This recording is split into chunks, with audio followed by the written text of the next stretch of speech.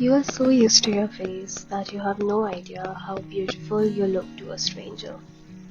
Your face has carried you through every version of your life, before opinions, before cameras, before you learned how closely you could zoom in.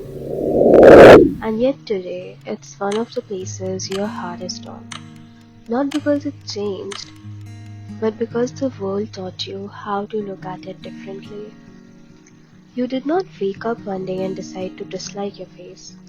It happened slowly, between scrolls, between filters, between faces that were never meant to be compared to yours. Somehow, along the way, your reflection stopped feeling natural. This is a story about that shift. This is not a video about beauty, it's about what happens when seeing turns into judging. Hi guys, welcome to my YouTube channel. So this video is about something that came to my mind and it honestly came into my life very recently. So this topic is still really fresh and it has entered my life because I have started taking content creation seriously. Like I have been really consistent with it. So as a creator, I am looking at my face a lot every day, all the time. And like this is something that came very recently, but it got into my subconscious. Even when I'm doom scrolling mindlessly, I'm looking at other people's faces and I'm just looking at things on their faces or in their clothes or in their decor that I never ever noticed before. I'm checking what kind of filter they are using. I'm checking like what kind of makeup they are doing, although I have never liked makeup. I have always been so sure of myself. I have always been grateful to God for the face that He has given me and I have never wanted to change anything about it. So these kind of thoughts never entered my mind until very recently. And even the people who used to get these kind of thoughts about their face, I couldn't really get where they were coming from because in my eyes they were really pretty. But now since this thing has entered into my life, it is there and I think it is going to be there for a really long time. So this topic is very personal to me and I hope you got this topic from the intro, and it's that social media ruined how we see our own faces. I recently read a quote somewhere that said, you are so used to your face that you don't even realize how pretty you look to a stranger. And that honestly helped me a lot because I'm looking at my face so much as a creator, and I have seen a lot of people looking at their face a lot of times. And when people call them pretty, when people give them compliments, they are like, I mean, it's not that great. A lot of times people give me compliments, and I'm like, it's not that great. Growing up, I was rarely bullied because of the shape of my nose, and now people come and they give me compliment on my nose, so I feel like it's not that good. But now I think I get it because like I'm so used to seeing my face, and like I'm one of those people who are like literally constantly looking at their face all the time. So I'm so used to looking at my face, I don't actually realize how other people see it. We are so used to seeing our face, we don't realize how unique or pretty or amazing or attractive a stranger might find us. Just like we see other people and we find them really attractive and really pretty, maybe they don't find themselves pretty and attractive because again they are so used to themselves. One more thing is that social media did not only create insecurities, social media also told us where we should look for them, right? I'll give you an example. Very recently, I was like looking at some reel, and there the girl was looking really pretty, and she said that she was barefaced and I couldn't see any makeup on her face, so maybe she was, but her eyelashes were looking really pretty, right? Then one day my friend came to me and she said that, see, my eyelashes are looking so long. And I was like, okay. Since then, eyelashes became something that I started noticing in every creator. That oh, they have really nice eyelashes. Maybe therefore they are looking so pretty. And I'm also someone who does not really like wearing a lot of makeup. So like something came to my mind and I scrolled 10 reels, you know. And in those 10 reels, none of the girls were without makeup. None of them. And I'm not saying makeup is good or makeup is bad, it's obviously about personal choice. But all of them wearing makeup and all of them looking extremely gorgeous. It made me think that what if I wear makeup? Will I also look as gorgeous as them? Just like I told you about the eyelash thing, I never noticed eyelashes until social media told me that you should look at them. If social media was not there, this concept of finding thin lips ugly, it would have never come to my mind because, bro, I'm not going to go ahead and notice someone's lips. But you know what? Even if I like thin lips on people, even if I have thin lips, I even if I don't care about lips, social media has made sure that I know that thin lips are considered ugly. So that's why I'm saying that social media is not necessarily creating insecurities as much as it is telling us where you should look for them in your face.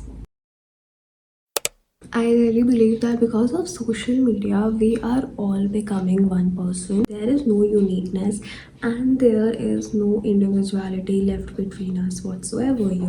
We are all doing the same dances, we are all doing the same transition, we are all doing the same makeup. Even if you are taking inspiration and then doing your own stuff, it is not originally yours. A lot of people get crazy unique ideas. People are not going forward with it because the algorithm will not recognize it. So what's the point of putting in so much of effort, right?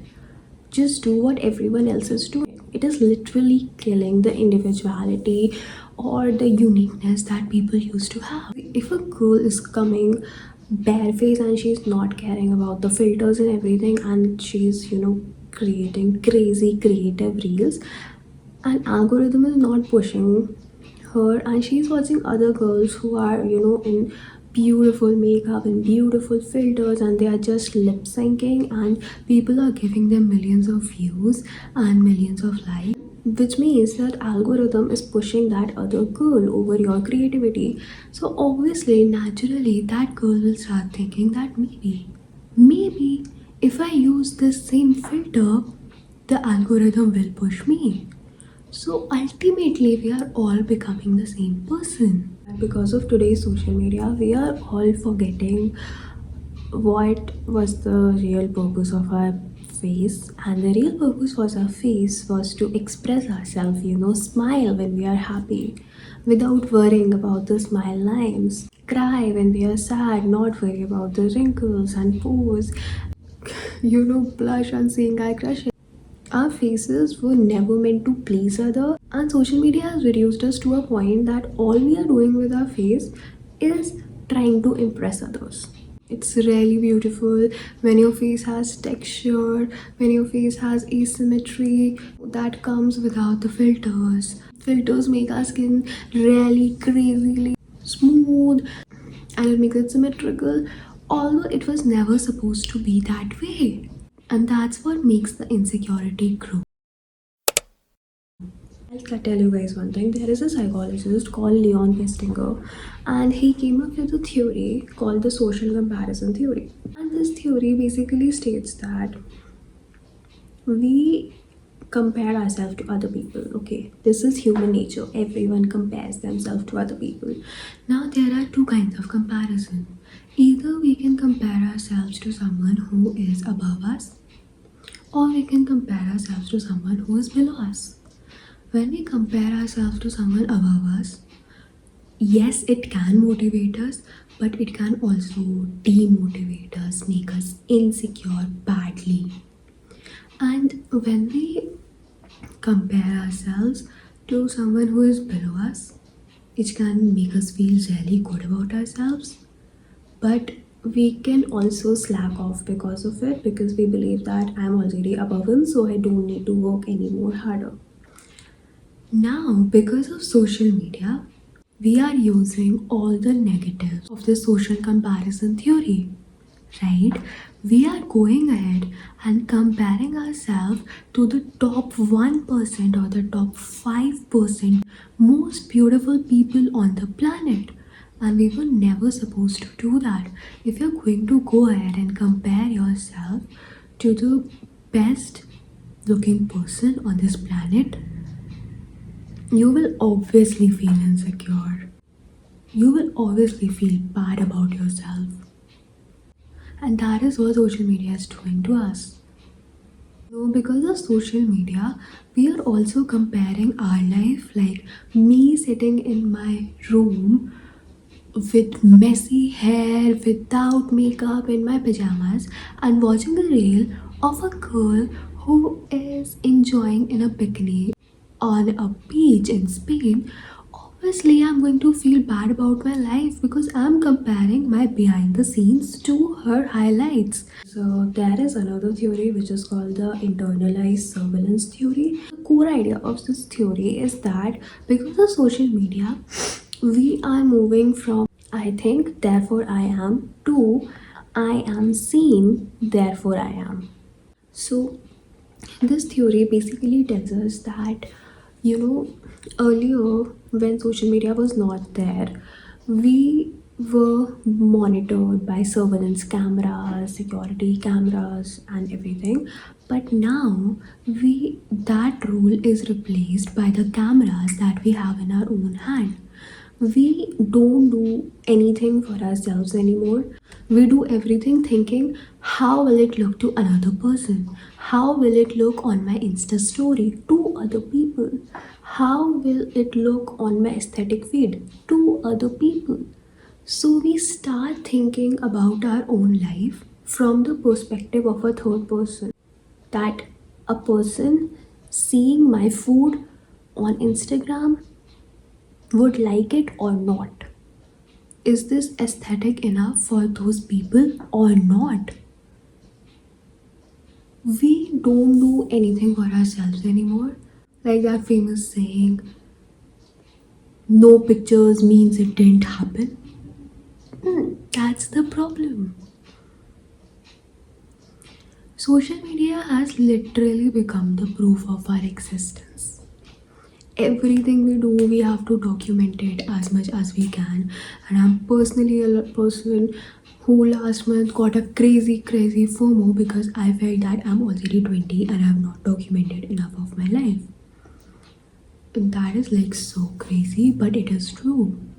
This whole thing really creates a sense of detachment or the sense of hollowness within ourselves.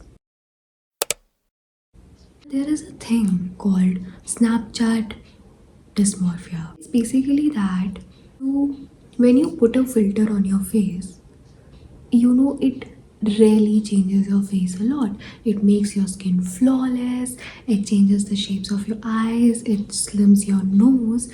And after that, when you look at yourself in the mirror, you feel like this is a flawed version of what I saw on the phone.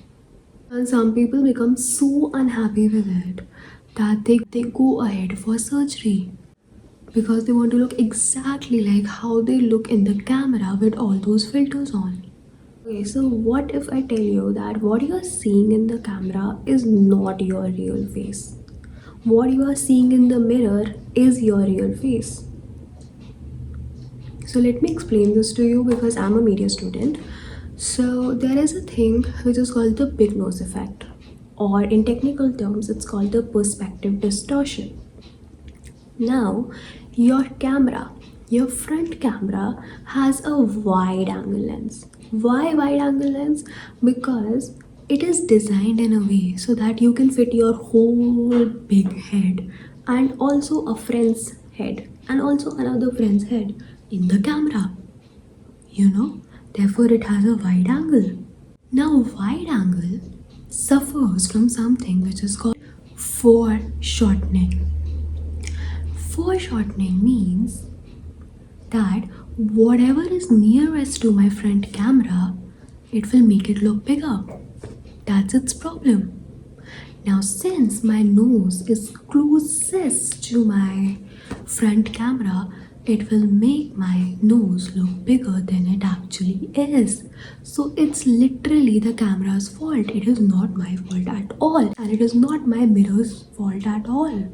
One more important thing is that what our eyes see is in 3D, but what the camera sees, it's in 2D, right? We all know that. When our front camera captures us, it loses the depth that is present in our face. Therefore, sometimes your jawline might not look as defined as it actually is. It is not your fault, man. The camera is not how people look at you. Seriously, it's not that. You look like you in the mirror. That's it. Then also in 2024 and 2025, the hollow cheek, the sunken eyes trend was so popular that it led to so many people getting buccal removal surgery. Buccal fat removal is a permanent surgery where a doctor removes a chunk of fat from your cheeks. Just because of a trend, it led to so many people getting that permanent surgery. And their only goal was to get rid of the baby fat, which, anyways, you would get rid of as you age. Also, because of social media, the people are so aware of every little flaw on their face, whether it is one small wrinkle, one pore, smile lines, whatever it is. People are so aware about every little flaw that they also started getting preventive botox. Botox is basically done to remove the wrinkles. So preventive botox is that you take a botox before you get any wrinkles, like, so that you just never get them. And like, this concept is so crazy, man. Social media has created a lot of insecurities among people, and I would just like to mention a few here.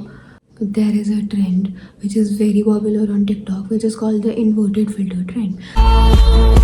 You're gone and I gotta stay high all the time. And people say that this is how you actually look to other people, right? So the point is that most of the people look bad with that filter is because when we look at ourselves in the mirror, we are seeing an inverted image of ourselves. So when you use that filter actually inverts that inverted image. And you are so used to seeing yourself in the mirror that when that filter inverts that mirror image, you start feeling weird. You think this is strange. Although it is not. You are just used to seeing yourself in the mirror. That is it. Everything that I have talked about here, it has been beautifully described by this small scene of Euphoria. So in this scene, Cassie Howard is shown doing her extensive 4 a.m. morning beauty routine. Decided to wake up at 4 a.m. that morning to get ready for school.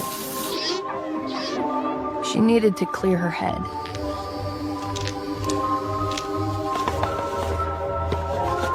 And for those 3 hours she spent getting ready, she only thought about one thing.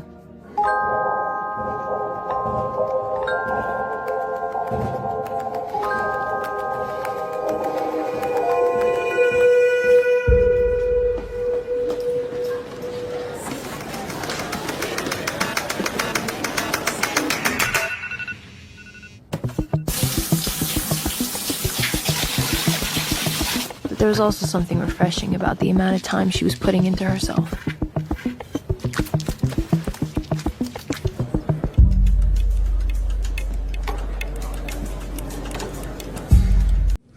And often in our society, is it expected from the girls that they should look naturally beautiful, right? Even if you put a lot of makeup, people show hate upon you, they want you to comply with all the beauty standards while looking natural, right? So here this illusion is broken down. Cassie Howard shows us that how much effort it takes to look naturally beautiful. So much attention has to be put on small things, so much time is spent on it. This scene shows us performative femininity so beautifully because she is not doing any of this for herself. Her routine is not at all relaxing, it is very torturous. The tools that she is using at 4 a.m. they are really torturous, they are painful also. She is not doing any of it for herself, she is doing all of it to become a perfect object for someone else, to be loved by someone else. Even today, when a guy comments something bad about my face, I feel like for a minute I again become that little girl who used to feel that her features did not fit her face at all. Even today, when I'm making videos, I am taking one shoot, then I don't only look at how I'm talking to you guys, what I'm speaking, or if my point is coming across properly or not. I also look if my hair looks fine, if the dark circles are too visible. I use different lights, I use white light, I use yellow light, some things that I never ever thought about before. I don't really like doing makeup, and also don't know how to do it that well. But when I see social media and I see every other girl putting on so much makeup, sometimes I feel like maybe if I do makeup, it would be better for my content, for my audience, for other people. Like, these are some things which, no matter how much I try to pull myself away from, they will always be there at the back of my head. When we see so many beautiful people around us, when we are doom scrolling, when we are consuming so much media full of beautiful people with beautiful lives, we go to the mirror and we start asking the questions that a mirror was never supposed to answer. We start asking the mirror, am I enough? Am I pretty enough? Do I look acceptable? And all of these questions were never created by the mirror. They were created by our cameras. There is a song which I think everyone has heard, and it's Scars to You're Beautiful. And this song basically states that our society tells us that if we do not meet their beauty standards, we are the problem. We need to change ourselves. We need to change ourselves through surgeries, through makeup, through diet, through gym. But this song literally changes that narrative, and it states that if society has a problem with you, then they need to change, not you. Just want to end this video again on this note that I love, and it's that you are so used to your face that you have no idea how beautiful you look to someone else. So yeah, this is it for the video. I will see you all in the next one. Bye bye.